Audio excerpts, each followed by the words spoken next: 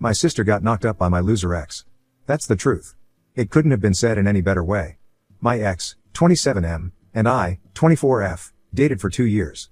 Post which I introduced him to my family, my parents, my sister, 19F, and my brother, 15M. 5 months later, I discovered him cheating on me and knocking up my sister. I was shattered. It was like a bunch of arrows thrown at me from all directions. I got cheated upon, and that man is gonna marry my sister, and I'm gonna bump into him for the rest of my life. If you're looking for a context, here's one. My ex and I were in the same college. He was in senior year while I was in freshman when we started going out. He had dropped out earlier to help his dad set up his business. When things got better, he rejoined. 2 years of dating and 4 years of knowing each other. I took him home. It was all happy and fun. We spent the night at my hometown. We went out to a local bar with my siblings. I didn't notice anything wrong between my sister and my ex. This was 2 years ago. My sister was 17 then. We came back the next day and everything remains normal. My ex and I were not living together. He was living with his brother while I lived with my college friend. That was better than living with my ex because his work involved travel. He also used to travel to his hometown often to oversee his dad's business.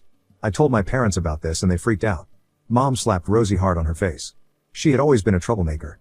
She dropped out of school at 14, ran away from home twice at 15, and now got knocked up by her sister's boyfriend at 17. She has not told our parents yet. However, when they got to know, they immediately took her for the scan and it turned out that she was 7 weeks pregnant. She confessed that my ex used to travel twice/thrice a month to meet her and they used to spend the night at a hotel. The cheating broke my soul. 1. Because I got cheated by 2 very important people in life. 2nd, I was in a serious relationship with my ex. I never had a boyfriend before. I'm quite a studious, boring girl. While my academics benefited me in a lot of aspects, like a full ride at university, it has deprived me of a social life. While I was still processing my heartbreak, my mom told me they were planning a wedding for my sister and my ex. That was another blow to me. I yelled at her that she was still supporting her. She said no matter what, they're not gonna abandon her in this condition and they would be doing everything to cover up her mess. I rolled my eyes and asked her to leave me alone. She said, I know it hurts you, sweetie, but do we have any other option? We can't get rid of the baby. It's a sin. We can't let the baby grow up as a bastard, can we? We have to get them married. I have spoken to his parents and they're flying down this weekend. She's yet to show so we can have it in the church instead of a hush-hush city hall wedding. I stood up and started packing my stuff to leave. I can't just stand there and take every BS they were putting up. She stopped me and said, you can't leave. It's your only sister's wedding. I was aghast. How could she even ask me to attend that whore's wedding who slept with my boyfriend? She said that was in the past. In the present situation, she is my sister and I have to attend her wedding because they don't want to answer people who question my absence. I was like, really, Mom? Your teenage daughter got knocked up by her elder sister's boyfriend and you are worried that people are going to question my absence at her wedding. You definitely need to align your priorities. She said she doesn't understand these complexities. In her eyes, my ex is now my sister's would-be husband and the father of her child and my bill. WTF. It made me sick to the guts. I said I'm not gonna give in to her pressure and I'm leaving. She called up Dad and asked him to rush home and knock senses into me. I was about to leave before Dad arrived. She said if I leave, they're gonna abandon me and I should never show my face to them even if they die. I said sure, if you are gonna support your low-life daughter over me, then I'm cutting you all off from my life too and they should never contact me either. On the wedding day, a lot of friends and family called and texted me asking me why I didn't show up at my sister's wedding. I didn't answer any of the calls. One of my cousins who is close to me told me that my parents, especially my mom, told everyone that I didn't attend the wedding because I was jealous that my younger sister was getting married while I was still single. My blood boiled on hearing this. Quite unusual of me, I went to Facebook and wrote a detailed post describing how my sister got knocked up by my boyfriend and how my parents are getting them married to cover up everything. I attached my pictures with my ex in the post to prove my point. My phone blew up after that. My parents sent me threatening messages to take down the post. I took it down but after a week. They said I brought shame to their house. To cover one lie, they said another lie that I made a false allegation out of jealousy because my ex found my sister more attractive and fell in love with her. Could you imagine the level of toxicity? I swore to never see their fucking face again in life. That was 2 years ago and since then I'm NC with them. I'm in touch with my brother though. He contacted me after that and said sorry for not standing up for me. I told him it was fine, he was 13 then. He told me that my parents had put a fancy wedding for my sister from their savings, they had even helped them settle down in the adjacent block. Mom babysits for her son while she roams about with her friends. Yesterday, my brother called me out of the blue. I was in a meeting but I rushed out to take it. We talk over chats and hardly on calls so this has to be urgent. He told me Dad passed away. I was distraught. I hung up the call and took the first flight to my hometown. I came here but I don't know where to go. My mom had asked everyone not to inform me because I didn't deserve to attend his last rites. She was still holding up the grudge against me. I checked into a hotel because obviously, I could not go home to my cruel mother. My brother told me that the funeral date was yet to be decided, but it was mostly tomorrow or the day after. I haven't told anyone that I am here. I don't know if I should visit my house or not. I mean, my family is still bitter about me. Given my situation, what do you guys suggest?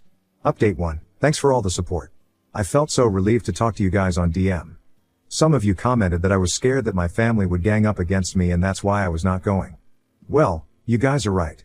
I was apprehensive that they would knock me out. I cannot fight with them if they gang up, and obviously, I don't want to put a fight in front of my father's dead body. Somehow, I mustered the courage and told my brother that I was in town. He insisted that I attend the funeral and that he would be there for me if something of that sort happened. I said, thanks for the protection, but I think I can manage. I didn't do any wrong that I need to hide. So, I showed up at the funeral. My brother was waiting for me. We hugged each other and cried. My mother and sister gave me looks. My sister yelled at my brother why did he called me. He yelled back that he was all of us dad and I had the right to attend the funeral. Their point was that if I had sworn to cut them off from my life then I shouldn't be allowed to attend his funeral. My sister almost chased me out, but my uncle and my brother stood up for me. I saw my ex standing in the corner, holding his son and watching the drama.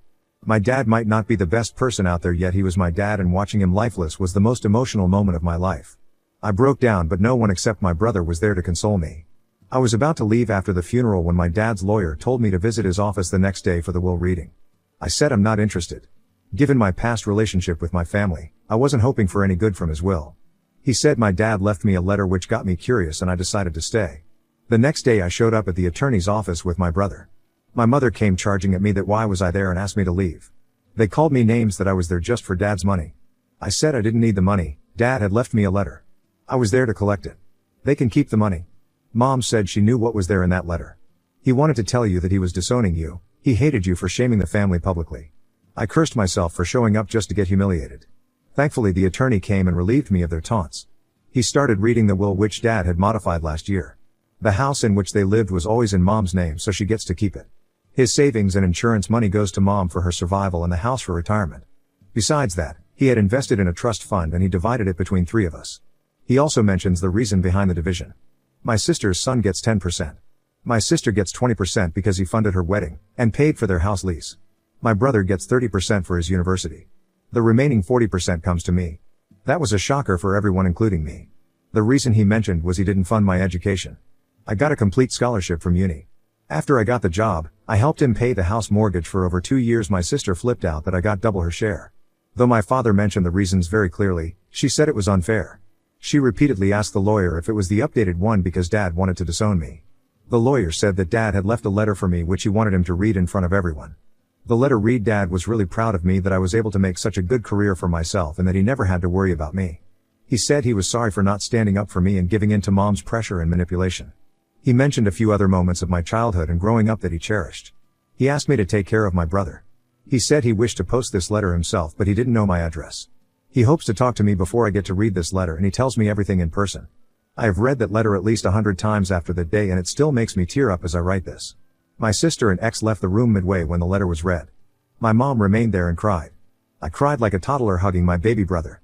I had the return flight in the evening, but my brother insisted I stay. So, I've been here for a week now, meeting my brother over brunch and dinner. We just talk and catch up about life and random things. He's finishing high school this year and planning on moving out for grad school. Honestly, I'm worried about him that after I'm gone, my mother and sister may target him for supporting me, but he says he's now grown up to handle any shit they throw. I'm going back tomorrow. I'll update if anything develops, else this is the end. Update 2, it's not over yet. Looks like my sister and my ex got no chills. So, I came back from my hometown after a week and found a notice in my mailbox.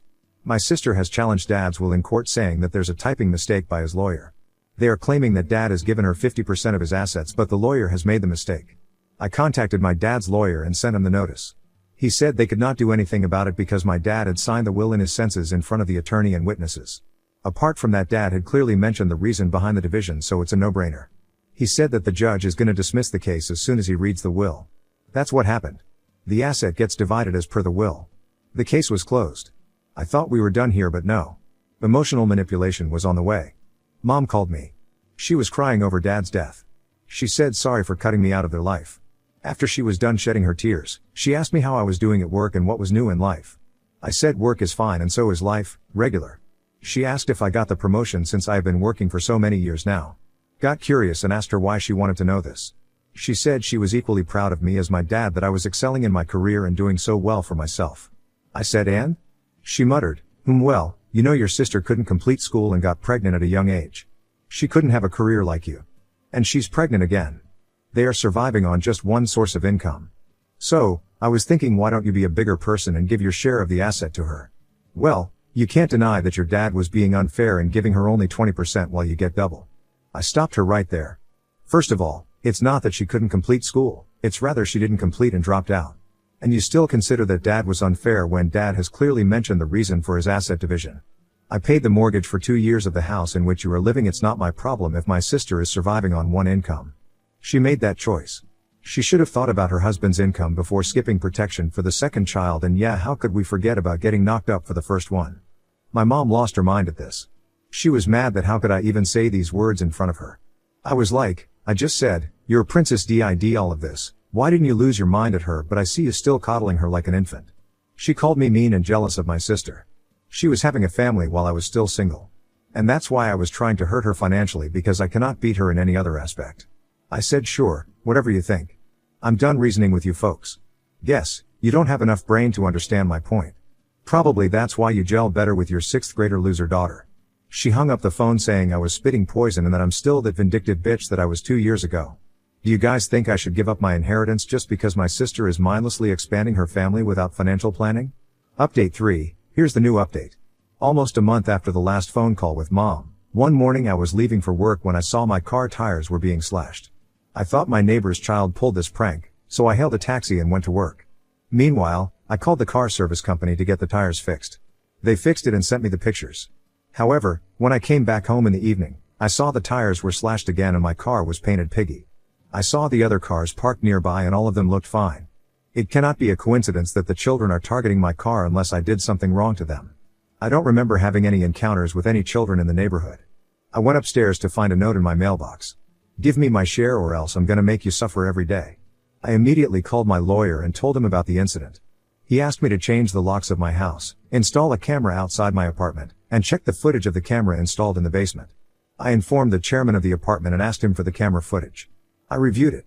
I saw a woman, wearing a long oversized coat and a big hat entering the basement in the early hours of the morning, but unfortunately, nothing else got captured because the camera angle didn't cover the area where my car was parked.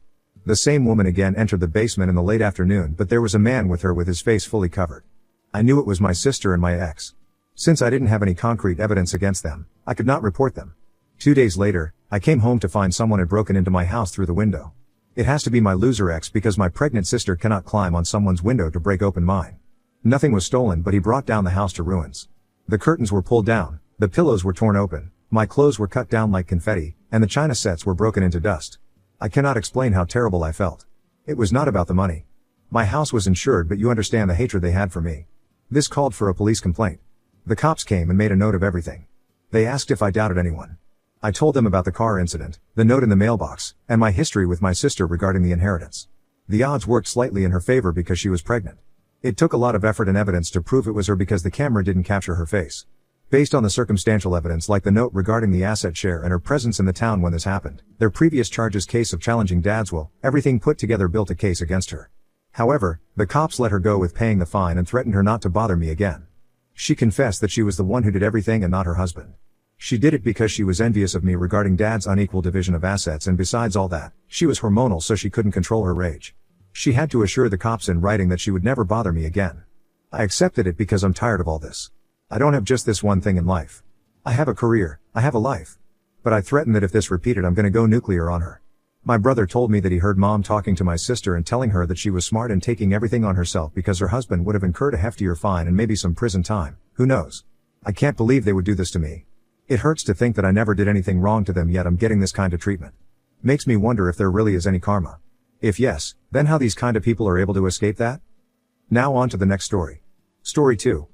Wife started doing yoga every day and staying late, so I hired a pie who caught her cheating with the instructor. Then I exposed her affair at Christmas party and served her with divorce papers.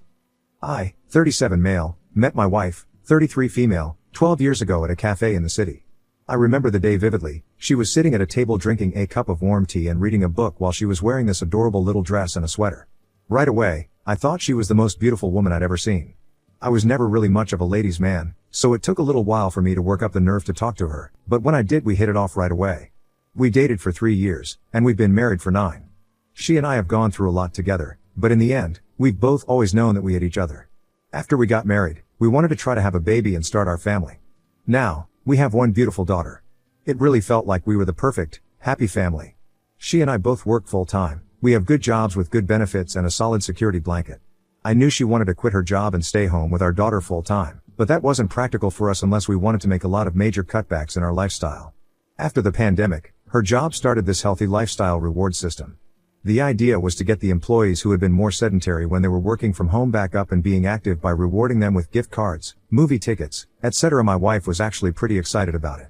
She had been quite stressed out and she wanted to start taking a yoga or Pilates class, something like that, so she could try to de-stress while she was being active. It was the perfect time to do it, so she enrolled in a yoga class at a local studio. She started out by going once or twice a week just so she could get a hang of how it works. Every time she came back she was exhausted, but she would tell me that she could already feel how she was less stressed out. As time went on, she was taking more classes at the studio. Twice a week turned into every other day, which turned into almost every day. She was enjoying herself, so I didn't really think much about it. She had even told me about friends she made at the studio. It seemed like her social life was thriving, she was happy, and she was confident. Everything seemed fine.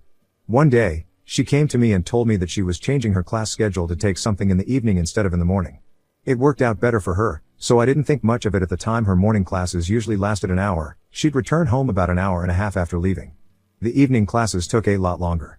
I wasn't immediately suspicious that something was going on, but after a couple of weeks, I started to wonder. I pulled her aside one day and asked her why she was always coming home so late, and she told me that the class was more intensive, so it lasted a bit longer. She explained that with this class they begin with a meditation, then go into more elaborate poses, and then after class, she and a lot of the other students would hang around and chat for a bit. She was so sure about everything she was saying that I had no reason to doubt it. I'd never had a reason not to trust her before, so my worries were soothed. It wasn't long after that conversation that I was at work one day when I got a text message from my wife. Attached was a picture of her standing in front of our bedroom mirror naked. She and I had never really sent each other pictures like that, especially not while I was at work. It was something that I'd heard other couples have done to spice things up a bit. What really caught my eye with the entire message was the text attached. In the message, she said that she couldn't stop thinking about the night before. I was confused.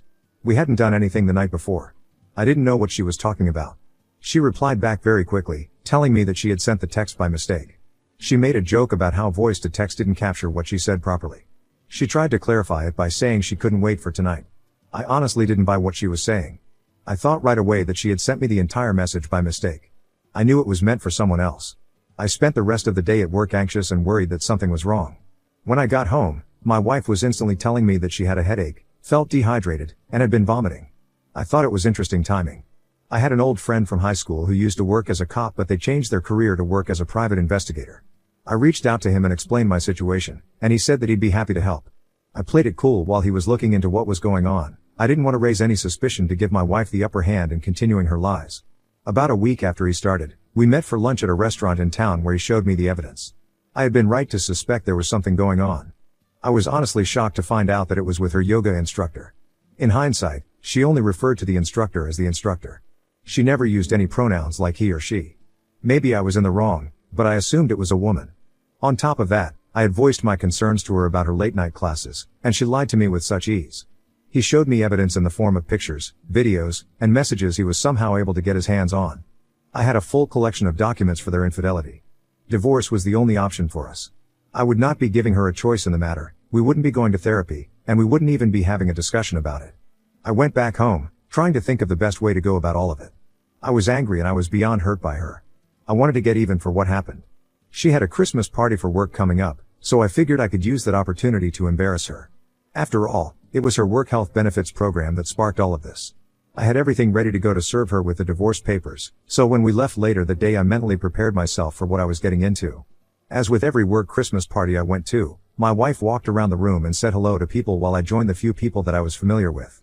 After a few minutes though, I went around the room and introduced myself as my wife's ex-husband. I enjoyed seeing the little wrinkle in their eyebrows when I introduced myself that way. I could tell that they were all curious about why I was there. One of her coworkers said that she had no idea we ended things. I got to tell her that my wife didn't either. She was very confused, but I watched her spread what I said to everyone else there. Everybody in the room was gossiping about my wife. They probably thought I was crazy too, but I didn't care. Toward the end of the evening, her boss got everyone's attention and made a toast. When she was done, I chimed in on the tail end and made my announcement. My wife stared at me with her jaw hanging on the ground when I told her about how I found out about her affair. Everyone else in the room was a little tipsy and very intrigued by what I was saying. They would be talking about that Christmas party for years. Honestly, I wouldn't blame my wife for quitting. I told my wife that it was over, gave her the papers, and drove home without her. As far as the instructor goes, I called the studio that he worked for and they have a strict policy about employees being involved with clients. He was fired from the studio.